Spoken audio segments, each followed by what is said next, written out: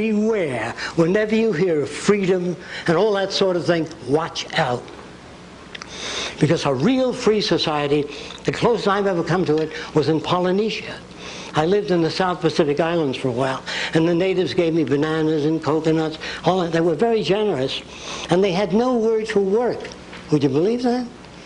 They went fishing all day, they played, they had luau's. And they said, Jacque, you know, what you want? And I said, well, I would like an outrigger canoe. And they built one for me. A few days after they brought it to my hut, I heard some rustling outside, and they were all carrying the canoe away. I said, what's going on? You no use. It was a different value system. Now, the men and women walked around nude on the island when I got it, a long time ago. And I never saw a native poke another native, hey, get a load of that chick. None of that. None of that. They looked at the eyes of women when they talked to them.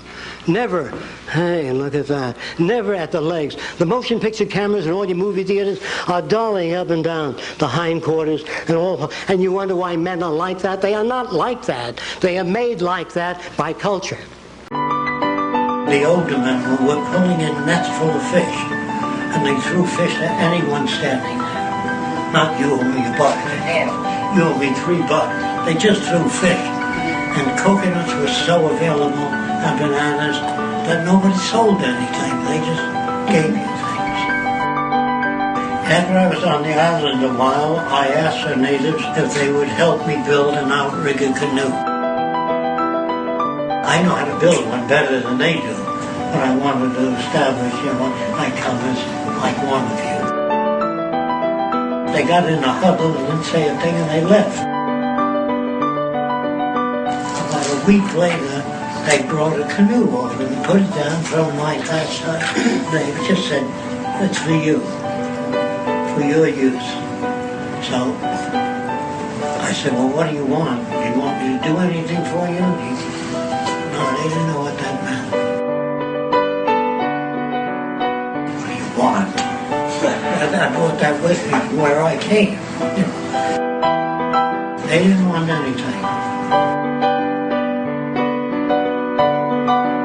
And the unique result of this preservation-based approach, which is intuitively counter to many, is that this logical, ground-up, empirical process of preservation and efficiency, which can only define true human sustainability on this planet, would likely enable something never before seen in human history.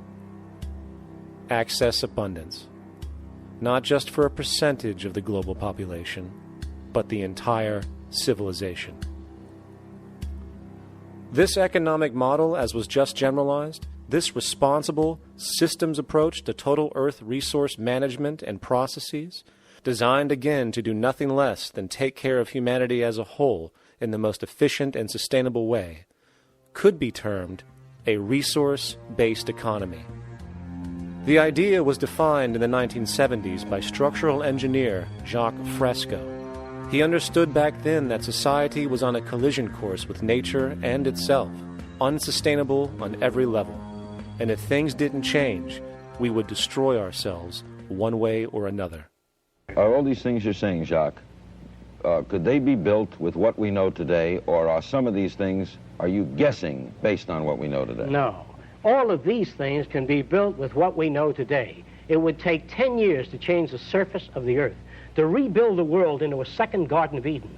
The choice lies with you. The stupidity of a nuclear arms race, the development of weapons, trying to solve your problems politically by electing this political party or that political party, that all politics is immersed in corruption. Let me say it again. Communism, socialism, fascism, the Democrats, the liberals, we want to absorb human beings. All organizations that believe in a better life for man, there are no Negro problems or Polish problems or Jewish problems or Greek problems or women's problems. They're human problems. I'm not afraid of anybody. I don't work for anyone. No one can discharge me. I have no boss. I am afraid to live in the society we live in today. Our society cannot be maintained by this type of incompetency. It was great, the free enterprise system, about 35 years ago. That was the last of its usefulness. Now we've got to change our way of thinking or perish.